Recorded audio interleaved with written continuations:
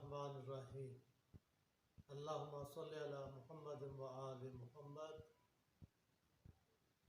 सूरतुल फातिहा, जो कि मौत के अलावा हर बीमारी का इलाज है, और अल्लाह ताला ने इसको अपने अर्श के ख़ज़ानों में से करार दिया है।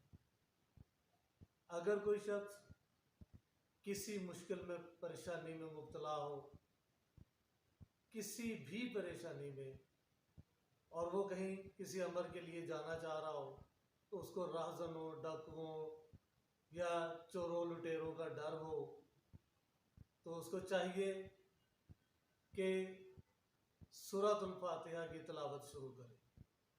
अव्वल आखिर 11 मरतबा दरूद शरीफ पढ़ने के बाद सूरतुल फातिहा को पढ़े, और जब इय्याका नअबुदु व इय्याका नस्तईन आए तो वह 100 दफ़ा पढ़े। इय्याका नअबुदु व इय्याका नस्तईन 100 दफ़ा पढ़ने के बाद अपनी सूरतुल फातिहा को मुकम्मल करें, दुरूद शरीफ पढ़े और अपने काम का आगाज़ कर दें। इंशाअल्लाह हर किस्म की माली या कोई भी परेशानी हो वो हल हो जाएगी। अल्लाह ताला पे यकीन रखें, अपने मामलात को अल्लाह ताला के ऊपर छोड़ दें।